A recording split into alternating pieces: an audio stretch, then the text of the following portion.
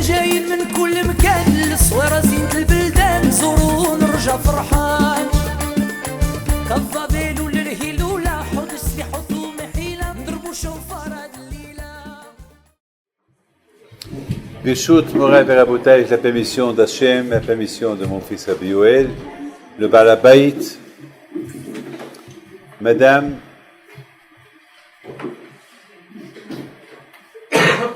vous êtes super, vous êtes des tzadikim, que vous avez choisi un samedi soir pour venir écouter un cours de Torah.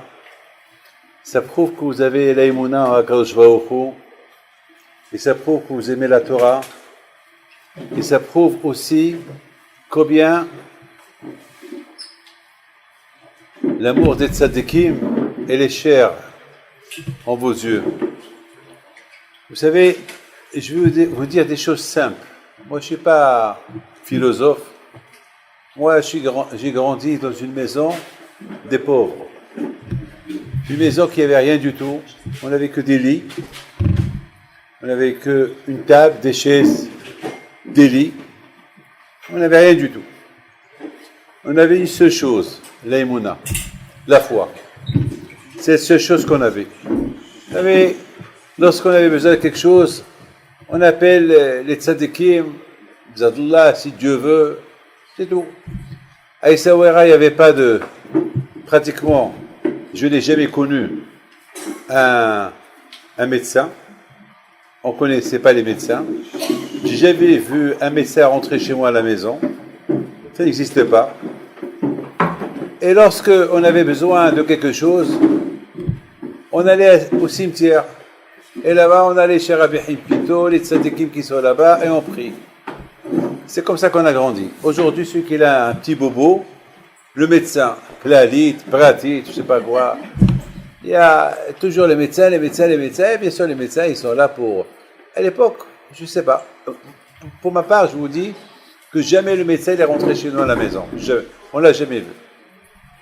Aujourd'hui, pratiquement tout le temps, on a un petit bobo, le médecin, à l'hôpital, moqué à gauche, à droite. Et à l'époque, il n'y avait rien du tout.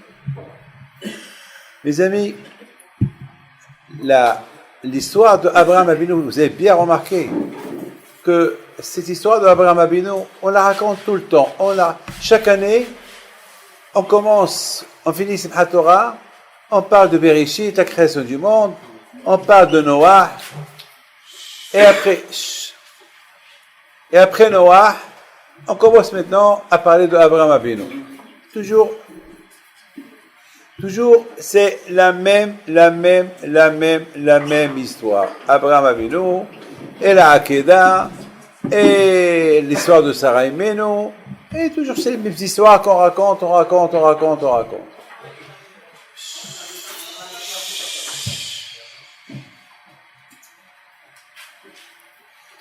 Est-ce qu'il faut savoir une chose?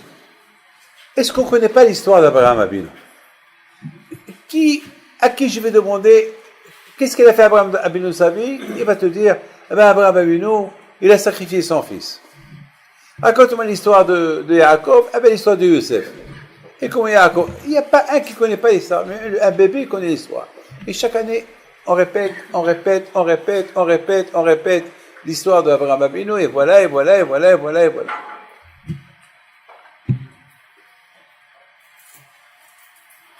Imaginez-vous que chaque jour, je vous raconte la même histoire. Chaque jour, dans la prière, on dit Elokeinu, Eloké Abraham, Eloké... Il n'y a pas un jour qu'on ne va pas citer Abraham, Yitzhak, Yaakov.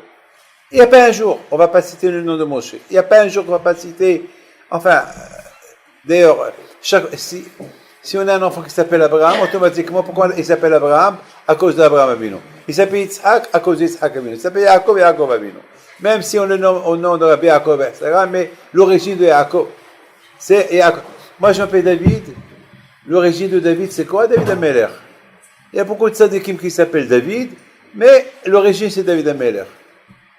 Alors, ma question que je me pose, est-ce qu'on a besoin de parler tout le temps d'Abraham? Abraham, Yitzhak et son histoire, on les connaît chaque année, on tourne Ma'agal, on termine la paracha de Simchat Torah, et on attaque Bereshit, et on attaque les histoires d'Abraham. Vous savez, pendant presque 8 semaines, on va parler que de Abraham, Isaac et Jacob. Jusqu'à Shemot. Shemot, maintenant, à Shemot, on va commencer à parler à l'esclavage. Je voudrais, mes amis, vous raconter une histoire personnelle. Écoutez-la bien. Lorsque j'avais 7 ans, à Essaouira, je courais toujours derrière les chats. J'adorais les chats. Et beaucoup des fois, vous savez, ceux qui connaissent la maison de Rabbi Haim Pinto, au 3e étage, il y avait là-bas une chambre, je faisais la collection des chats.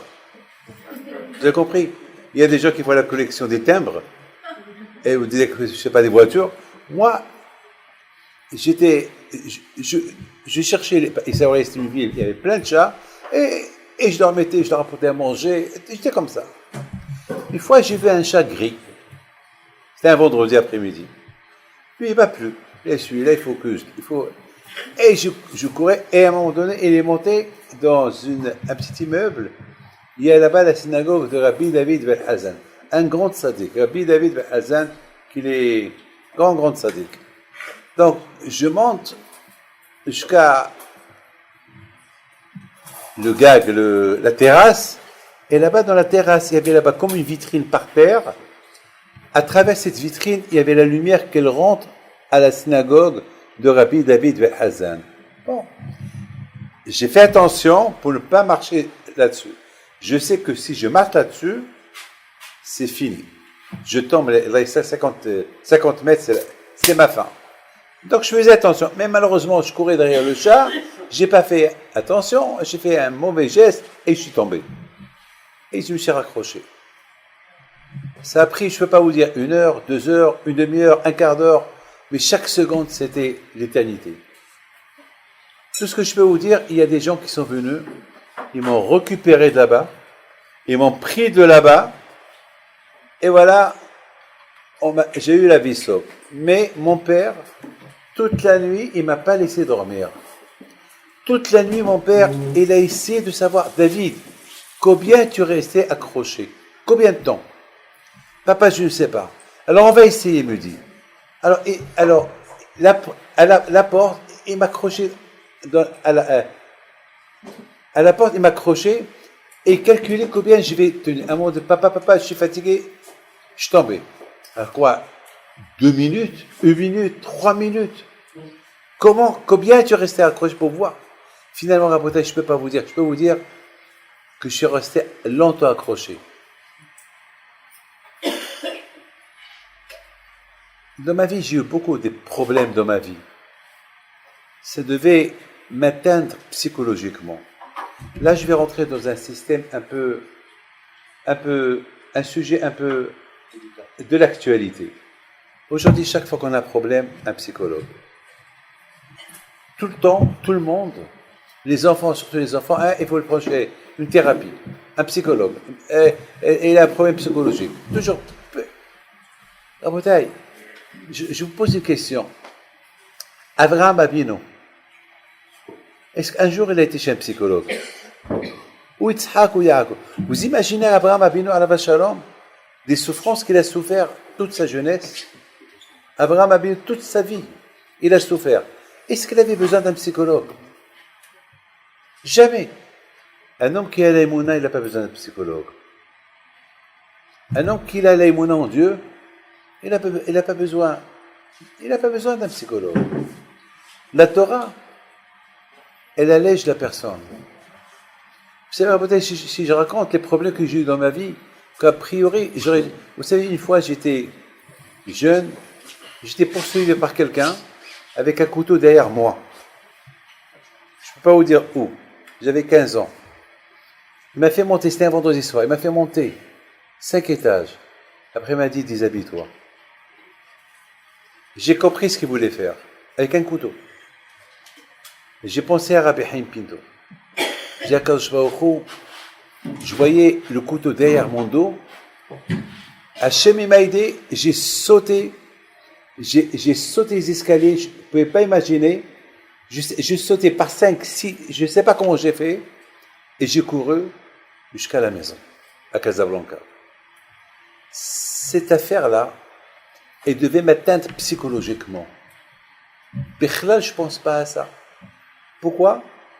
Alors, je l'ai raconté à mon père, qu'est-ce qu'il m'a dit mon père? Eh bien, le bon Dieu t'a fait un miracle. C'est tout. Voilà, c'est tout. La thérapie, ma thérapie, sur place, c'était, eh ben, le bon Dieu t'a fait un miracle. Ah ben bon, Hachem, le bon Dieu. Et ça passe à l'oubli. La Torah, elle nous raconte, parce qu'on vit dans un monde de problèmes. Et beaucoup de fois aujourd'hui, il y a des enfants qui ont peur. Cette peur-là qu'ils ont, ces enfants, ils vont grandir toute leur vie avec cette... Parce que c'est une peur. Je m'excuse de vous dire une chose. Les enfants, ils entendent que des problèmes chez moi. Parce que du matin au soir, il y a les téléphones. Les gens qui... Celui-là, il est malade, celui-là, il a cette maladie, celui-là, il est mort. Ils entendent que des problèmes. A priori, ça devait les atteindre, parce que c'est des problèmes. Ils vont grandir avec... parce qu'à force qu'on entend des choses, on commence à avoir peur. Beaucoup de gens à Bretagne, lorsqu'on les prend chez un psychiatre, chez un psychologue, à force de parler avec eux, jusqu'à que finalement, il va finir à dire quelque chose. Ah, c'est à cause de ça que tu as peur. Ah, maintenant que c'est sorti, bon, maintenant, ça y est, il va guérir. À Bretagne, avec tout ce qu'on entend aujourd'hui, c'est bémet, je donne la parole d'honneur, c'est là, si on grandit dans un environnement bien, on est bien. Si on va grandir dans un environnement où il n'y a que des bagarres, ben les enfants, ils vont être atteints un peu psychologiquement eux-mêmes, ils vont être des bagarreurs. C'est comme ça. C'est parce que selon, le Rambam il dit, selon l'endroit qu'on fréquente, c'est comme ça qu'on va être. Alors si une famille, ils sont toujours en guerre, il n'y a pas de shalom, dans la peur, dans les problèmes, se plaindre, eh ben les enfants aussi vont se plaindre, même s'ils n'ont pas besoin de rien, ils vont se plaindre. Pourquoi? Parce que c'est, à force d'entendre des choses, ça reste dans la tête. Vous savez, ce qu'on entend, ça fait un impact, surtout chez les enfants. Il faut beaucoup faire attention avec vos enfants, ce qui se dit à la maison. Parce que ce qui se dit à la maison, ce qui se fait à la maison, c'est ça ça va laisser un impact chez les enfants. Beaucoup de fois, vous allez voir un enfant qui a un problème, vous ne savez pas pourquoi il a ce problème-là. Eh bien, ce problème-là, il est venu ou parce qu'il a vu quelque chose dehors, ça l'a infecté, ou bien il a entendu quelque chose à la maison, il a vu quelque chose à la maison. Il y a un monsieur qui a aujourd'hui 20 ans. Il y a 6 ans.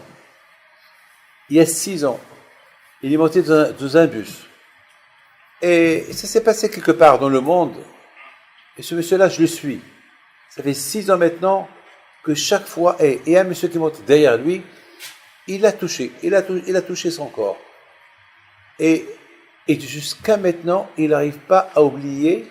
Maintenant, à tel point que maintenant, c'est dans sa tête, chacun qui va avec lui, qui va à côté de lui, ou qui marche à côté de lui, toujours, il croit, ne me touche pas. Il a ça dans sa tête. Il a fallu que je travaille beaucoup de fois, je raconte des histoires, je les mets dans sa confiance pour qu'il devienne, j'ai pas encore réussi j'ai réussi un peu, mais pas trop, pour vous le dire, pas trop. Alors peut-être, vous savez pourquoi?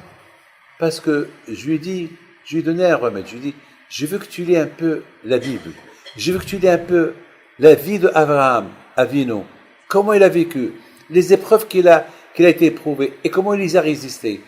Et il me dit, non, la Torah. Mais c'est pas de la Torah, c'est l'histoire. Tu connais l'histoire de Napoléon? Oui. Et pourquoi l'histoire d'Abraham, tu ne la connais pas? Pourquoi pas? Quelle différence? Ben, c'est ça le problème. La bouteille, la Torah, elle nous raconte sur les Avot. A priori, les problèmes qu'ils ont passés nos parents, nos grands-parents, Abraham, Isaac, Yaakov, ça devait les atteindre psychologiquement. Et vous voyez combien Abraham a, par exemple, je vous donne un exemple. Un exemple, c'est tout. Hachem, il dit à Abraham, tu descends, tu vas en Israël. C'est la paracha de ce matin. Abraham, il va en Israël. Il lui dit à Akash, tu sais, Israël, c'est la meilleure terre des terres. Très bien. Après, Akash lui, tu sais, Abraham, cette terre, je vais la donner à tes enfants. Très bien. Tu sais, ici, c'est Erez, Zavat, Halavut, ici, c'est une terre sans problème. Très bien. Et soudainement, il y a quelque chose qui se passe. Quoi? la famine. Et Hachem, il dit à Abraham, tu sais quoi? Descends en Égypte. Attends, Hachem, tu rigoles avec moi ou quoi? Tu me dis, à Israël, c'est la meilleure terre des terres. Et mais toi, tu me dis, va en Égypte, c'est là-bas où il y a de quoi manger. Attends, et ma femme, elle est belle. Comment je vais faire? Mes amis, je vous en prie, écoutez bien. Imaginez-vous le pauvre, Abraham ne pose pas de questions. Il va en Égypte. Il a une femme qui est belle, très très belle. Comment il va faire? Les Égyptiens, ils avaient une coutume que dès qu'ils rencontrent une belle femme, c'est pour Paro. Ils vont l'offrir, ils vont tuer le mari et la donner à Paro. Alors, bien sûr, Abraham Avinu leur a dit, c'est ma sœur, donc ils ne l'ont pas tué. Mais imaginez-vous le pauvre, comment ils ont pris sa femme devant ses yeux et l'ont pris chez Paro. Il aurait pu être mal, il aurait pu avoir une crise cardiaque, il pouvait être atteint psychologiquement toute une vie, mais il avait confiance en Dieu. La meilleure thérapie est rabotaille de notre génération. Et c'est ça, mes amis, si la Torah nous raconte sur la vie d'Abraham, Yitzhak et Yaakov, et que chaque année on les répète, c'est pour un seul but. C'est pour que on prenne des forces de nos parents. On prend des forces d'eux. Comme que eux, ils ont résisté toutes les épreuves et ça n'a pas affecté leur vie. Et le contraire, ils ont vécu très très bien. Nous aussi, pareil. Vous savez, mes amis, lorsque j'ai un problème, comment je le gère?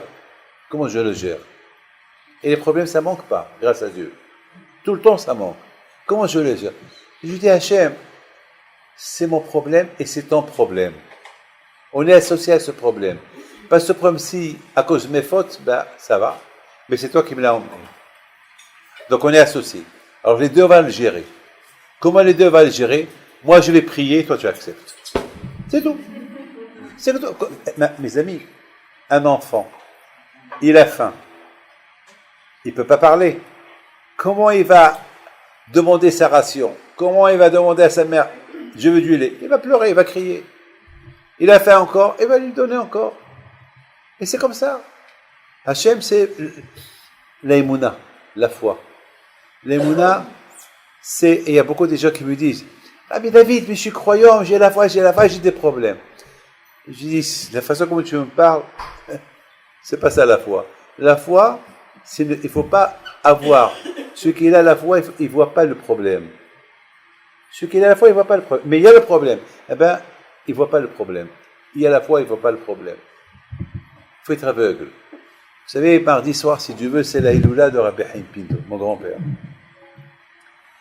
Celui qui est enterré à Casablanca. Je voudrais raconter une histoire sur lui. Vous savez que lui, sa grandeur était quoi? Sa grandeur était que il aidait tout le monde. Il ramasse l'argent, il les donne. Il n'avait pas une association comme il y a aujourd'hui, des associations pour aider les autres. Lui, non.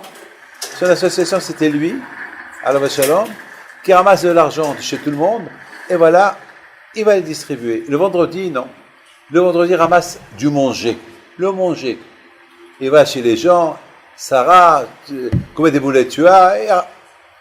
Et c'est comme ça, mes amis, que l'histoire que je vais vous raconter, c'est une histoire de Emouna, le mariage de ma mère. Ma mère est toujours vivante, que le bon Dieu la protège, et de temps en temps, lorsque ma grand-mère était vivante, je lui posais la question, mamie, raconte-moi l'histoire, comment papa il a rencontré maman. Je veux l'histoire. Et chaque fois, même à mon père, enfin c'était une histoire. Écoutez-moi ça.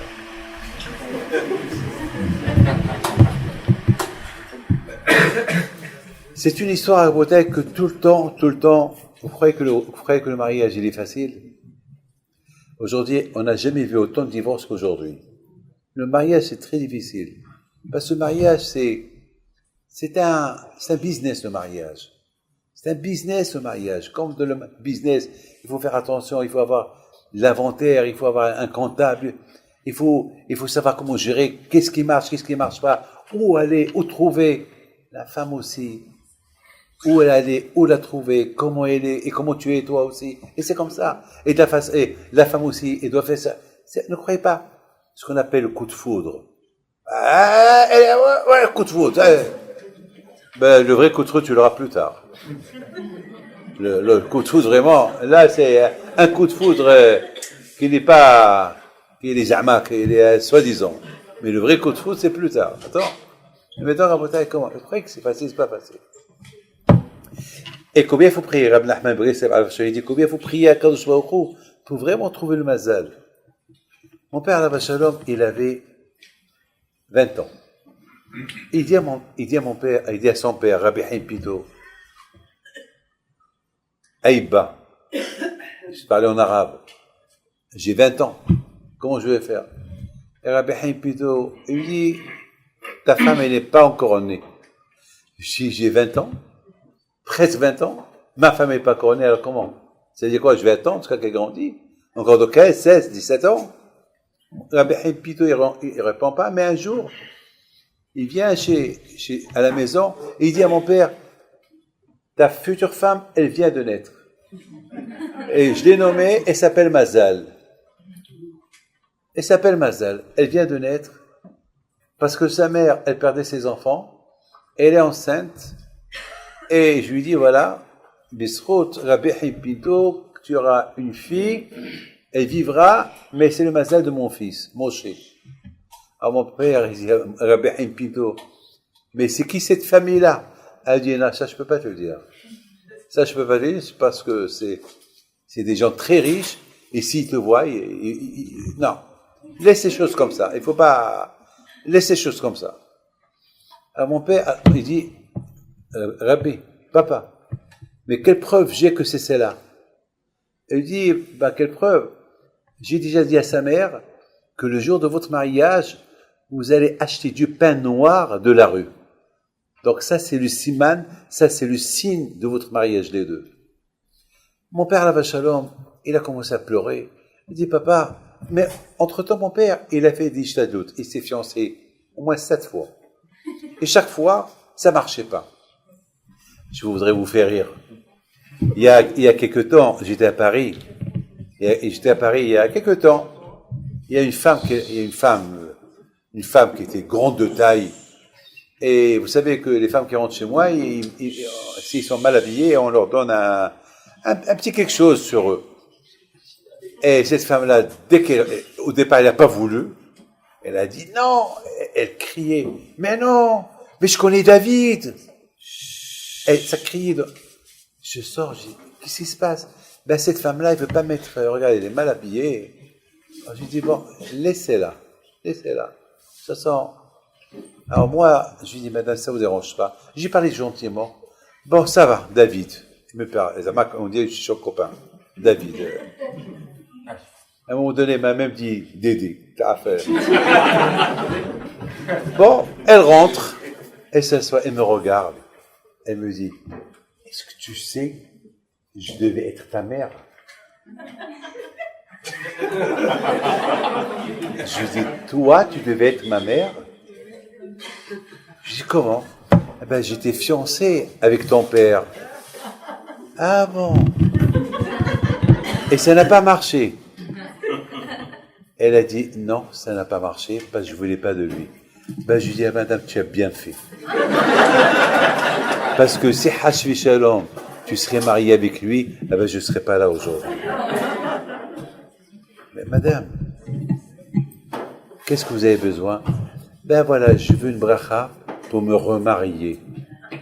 Je dis, madame, mon père, entre-temps, il est mort.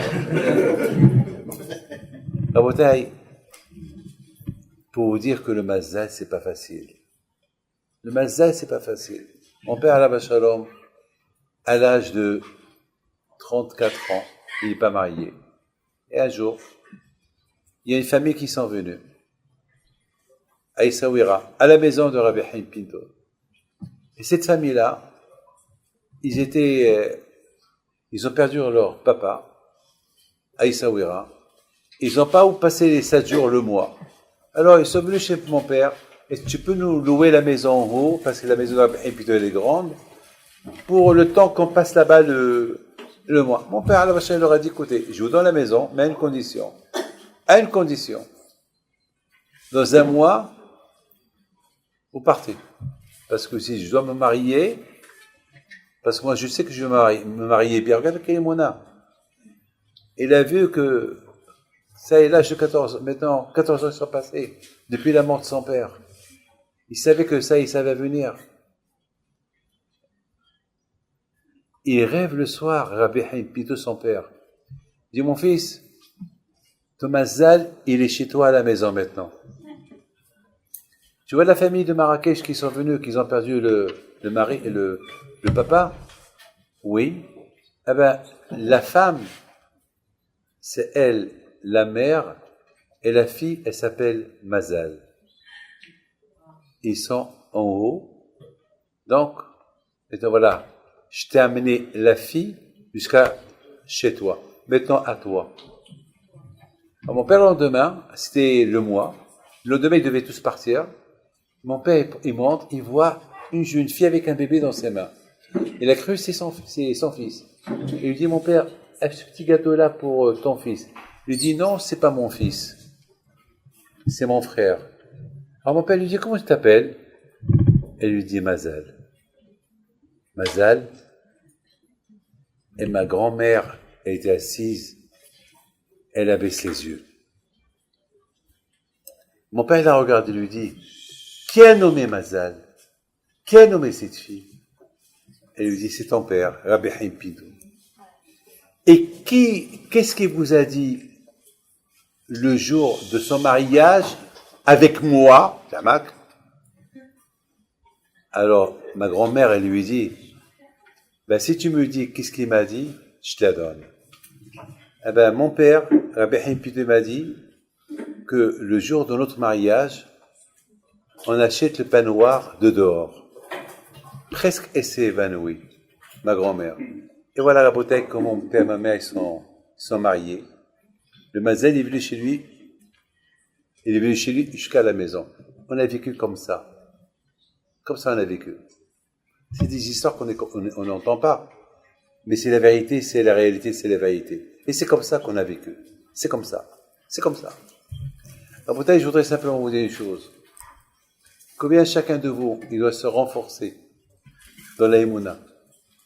L'aïmouna, elle n'a pas de limite. Lorsque vous voyez que, avec toutes vos prières, et ça ne marche pas, il ne faut pas, dire, c'est fini. Jamais c'est fini. Jamais c'est fini. Parce que beaucoup des fois, il se peut que c'est pas pour ton bien. Vous savez, il y a un homme, il est venu chez moi, combien il a pleuré pour qu'il se marie avec une telle et telle fille. Et combien il souffre parce que cette fille ne voulait pas de lui, il se défiançait à Colpanim. Et chaque fois, il me dit, Rabbi David, je veux que c'est là. Et chaque fois, je lui dis, il se peut, c'est pas Thomasin. Non, je veux que c'est là. Et finalement, Rabotai, il s'est pas marié avec elle. Il s'est pas marié avec un autre. Et encore, il vient chez moi, Rabbi David, une prière pour qu'il divorce. Je veux l'attendre. Je dis, attends, haram, c'est péché, c'est Eshit Ish. Elle est mariée déjà, tu sais, arrête. Arrête de penser, arrête de... Quelle prière? Elle est mariée, ça y est. Elle me dit, non, je veux une bracha, je veux. Ah ben, Rabotai, cette femme-là, elle a fini par divorcer avec ce monsieur-là. Elle s'est mariée avec lui. Aujourd'hui, ils ont 5 enfants. C'est ça, on ne sait pas beaucoup de... Il y a des gens qui rencontrent leur mazal facilement. Il y a ceux qui rencontrent leur mazal difficilement. Mais le plus important, c'est qu'il faut prier. Il faut prier. Il faut savoir prier. Rabotai, vos enfants surtout, évitez-leur des problèmes de l'avenir. Parce qu'il faut toujours savoir une chose, que le présent il est toujours lié avec le passé. Vous savez que nous les Juifs, on s'appelle Ivrim. Pourquoi on s'appelle Ivrim? Ivrim, c'est le passé. On vit avec le passé. Mais le passé, le présent et l'avenir qui est le futur. Mais on vit avec le passé. Le peuple juif, il a un passé. C'est pour ça que les Juifs, on nous appelle Ha'ivrim. Ha'ivrim, ça veut dire du verbe avar, passé. On vit avec le passé. Moi, je vais toujours avec moi, toujours mes références, c'est la Torah. Non, lorsque j'ai un problème, je me réfère à la Torah. Je me réfère, est-ce que dans mon problème, il y a eu un dans la Bible qui a eu mon problème? Oui, comment ça s'est terminé? Ça s'est terminé comme ça. Alors, le mien aussi, ça va se terminer comme ça. À Bretagne, sinon, il y a quelqu'un qui vient chez moi et me dit, Rabbi David, j'ai un grand problème. Je lui dis, allume une veilleuse. Elle dit, quelle veilleuse? Allume une veilleuse, allume une veilleuse. Il me dit, mais quelle veilleuse? Je dis, n'allume pas de veilleuse. Alors, il me dit, alors, je vais faire quoi? Alors, allume la veilleuse. Mais qu'est-ce qu'elle va faire la veilleuse? Qu'est-ce qu'elle va faire la veilleuse? Lorsque tu allumes une veilleuse à la mémoire d'un tzaddik, et après tu pries, ben le tzaddik de l'autre monde, il voit une lumière qui s'allume en bas, il va voir qui l'allume, c'est comme ça qu'ils disent nos rabbins, et puis il va prier pour toi. Il me dit, Rabbi David, vous croyez qu'il y a un rabbin qui va faire cas de moi, de là-haut, il va voir qui allume la veilleuse, pourquoi lui, il attend ma veilleuse? J'ai eu de la peine pour lui. Très loin de la Emouna. Très loin. C'est la Rabotaï à la Yeshiva. J'ai un avrer, j'ai un étudiant. L'année dernière, il avait un problème avec... toujours, il a des problèmes. Chaque fois, il vient. Et chaque fois, il voit une maison. Maintenant, il vient chez moi cette semaine. Il me dit, Rabbi David, Baruch Hashem, la maison, je l'ai achetée. Ma femme, elle a eu 3 filles. Baruch Hashem, 3 garçons, pardon. Maintenant, tout va bien. Maintenant, je vais vous demander quelque chose d'impossible. Je dis quoi? Il dit, je veux 2 filles. Je lui dis quoi? Tu fais une commande de 2 filles? Quoi, une commande de 2 filles? Il dit oui, pourquoi pas? Je veux 2 filles. Parce que mes amis, la nièce de ma femme, elle s'appelle Nathalie, elle habite à Paris. Nathalie, la fille de M. Journeau, que Dieu repose son âme en paix, qui est décédé, son père, il est décédé cette année. Elle s'est mariée, première fois, elle a eu des enfants, elle a divorcé, et s'est remariée une 2e fois, elle a eu des garçons, mais elle n'a pas de filles. Mais là, elle a atteint un âge très avancé. Et chaque fois, il vient chez moi, Rabbi David, une bracha pour avoir une fille. À un moment donné, je lui dis, Nathalie, tu es âgée. Je n'ai pas le droit de vous dire quel âge elle avait, quel âge, vous savez, les femmes, ils n'aiment pas qu'on dise leur âge. Si vous demandez à n'importe quelle femme, je vais vous dire à son âge. Je sais comme ça. Même ma mère. Ma mère, jusqu'à maintenant, elle a toujours l'âge qui a 5 ans. Ça n'a pas bougé. Mais moi, je bouge. Moi, je sais. Pour elle, pas à colpani. Une fois, je dis, maman, tu sais quel âge j'ai? Elle me dit, oui, tu as. Je dis, non, maman, j'ai 52 ans. Elle me dit, c'est pas possible. Je t'ai eu. Jusqu'à qui m'a dit la vraie. Je dis, maman, alors ça veut dire que tu as tel âge. Non, ça c'est pour toi, mais pas pour les autres. Voilà. Bon, Rabotaï, cette fille-là, il y a à peu près 3 ans, je donnais un cours de Torah à Paris.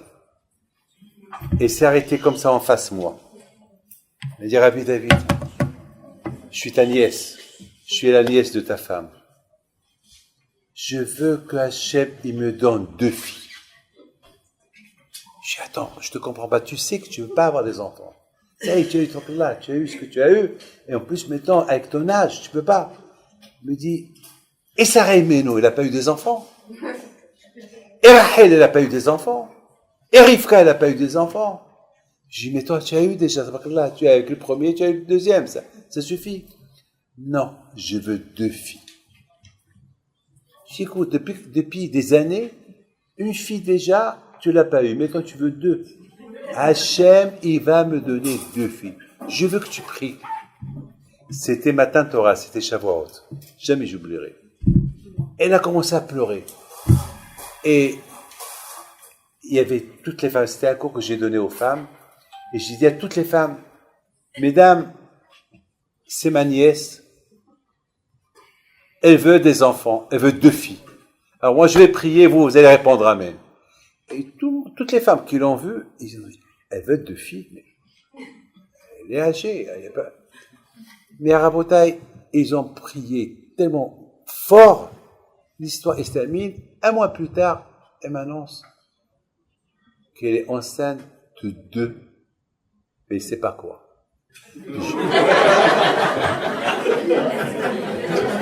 Alors maintenant, je veux dire à Rabbi David, j'espère que c'est 2 filles et pas 2 garçons.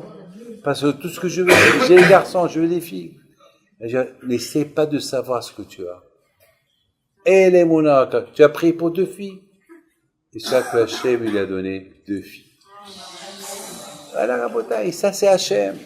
Ça c'est Akadosh Baruch Hu. Et c'est la raison pourquoi chaque année, on nous parle de Abraham, Yitzhak et Yaakov. Pourquoi on nous parle d'eux? Si on veut éviter la dépression, beaucoup de fois tu vois des gens, Dikaon, ça veut dire la déprime, Dikaon. Alors, si quelqu'un qui a la Dikaon, il va chez qui? Chez un psychologue. Mais quelqu'un qui a l'aïmouna en Dieu, Mishimam, celui qui a l'aïmouna en Akadosh Baruch Hu, il n'a pas de Dikaon.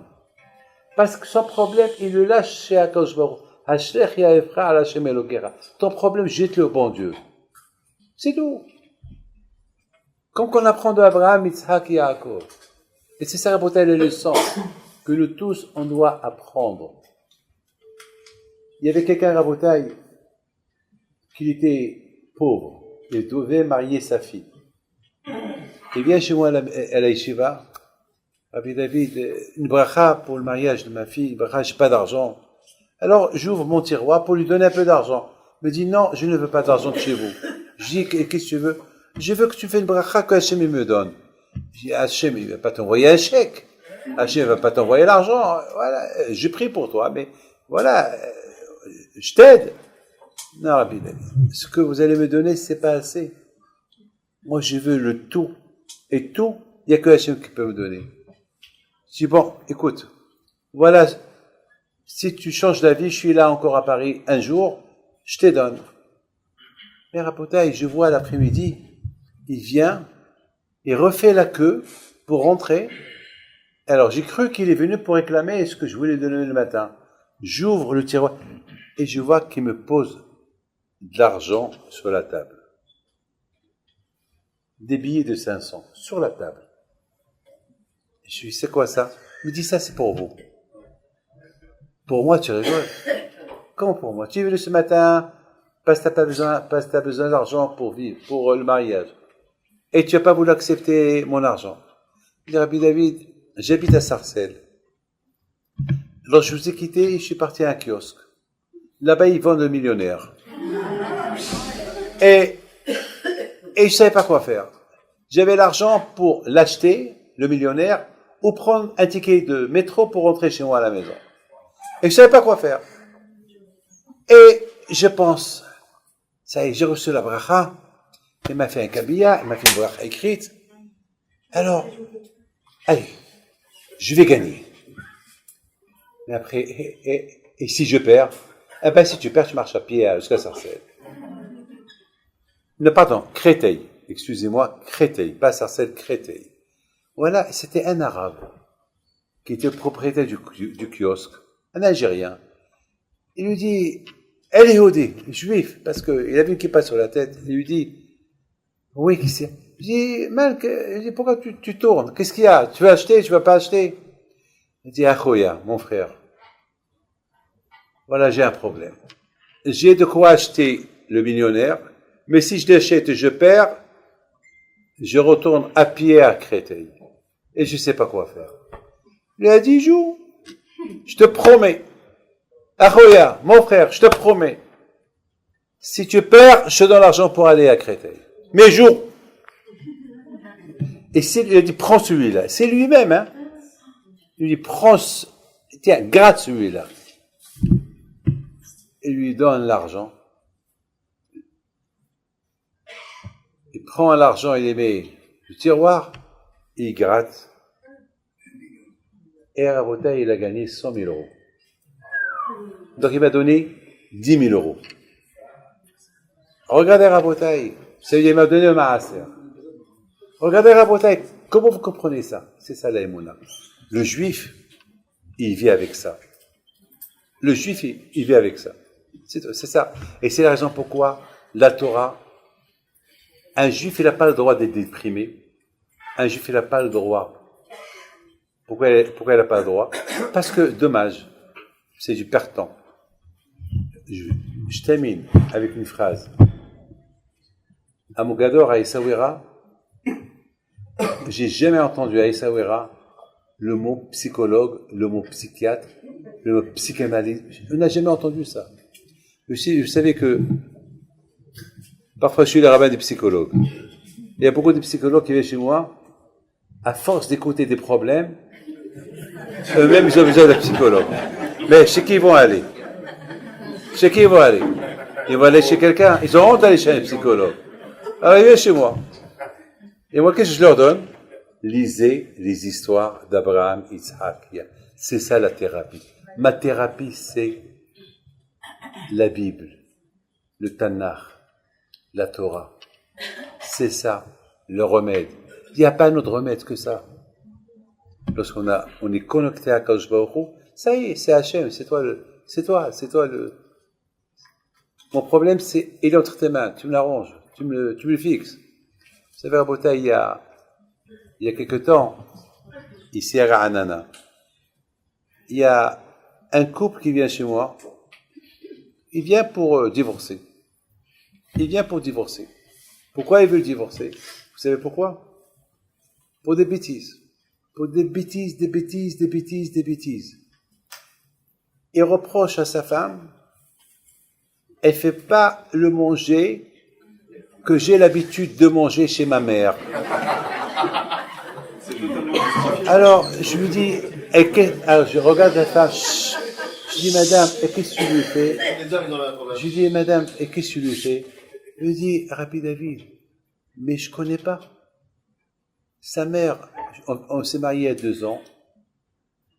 J'ai essayé de le faire, mais je réussis pas. Elle me dit, c'est pas bon. Alors, je préfère lui faire quelque chose qui me dit, c'est bon. Ce que sa mère, elle a l'habitude de lui faire le vendredi soir, moi, je sais pas. Je lui ai fait 2-3 fois, c'est pas bon. Alors, je regarde le monsieur, je lui dis, et pour ça, tu veux divorcer? Alors, je raconte une histoire de Rabbi Eliashiv, à la Vachalom.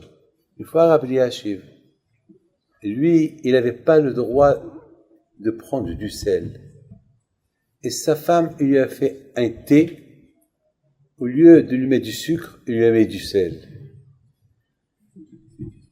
Et Rabbi Eliashiv, j'ai peur de me tromper, au Rabbi Eliashiv ou à un autre rabbin, j'ai oublié, je ne peux pas vous dire. Et lui, il avait l'habitude de prendre 3 cuillères de sucre. Vous imaginez dans un thé 3 cuillères de sel? Comment c'est? C'est vraiment, c'est avoir Yama Melah dans la bouche. Alors Rabota, il boit, il continue à boire, il a fini le verre. Entre-temps, sa femme, elle devait cuisiner, elle cherche le sucre et le sel, elle voit le sel, elle voit où, c'est ça. Alors, elle vient vite, elle court chez son mari. T'as bu le thé? Oui. Tu m'excuses. Quoi? C'était bon? Mais tu sais, quel sel? C'était sucré? Non, ma fille. Non, c'était bon. Pas de problème. Alors, il lui dit, tu peux me faire encore un autre thé comme ça? Alors là, elle a compris, il a fait du thé avec du vrai sucre. Mais il n'a pas fait une guerre. Alors, je lui ai raconté cette histoire. Je lui ai dit, voilà. Rabotaï, dites Sadikim, on apprend comment vivre.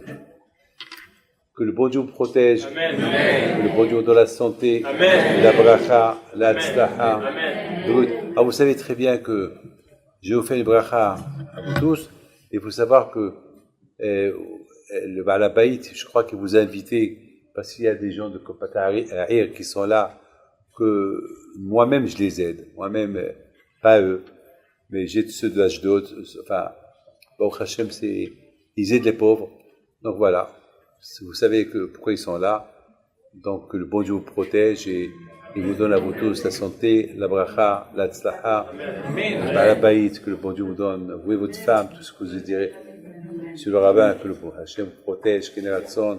Je suis très content de faire votre connaissance et Bisrout, Rabbi Himpi de soit avec vous. N'oubliez pas, mes amis, que si vous allumez les veilleux ce soir, hier soir c'était l'Aïloula de Rachel Imenu, donc que son zéro soit avec vous, Amen.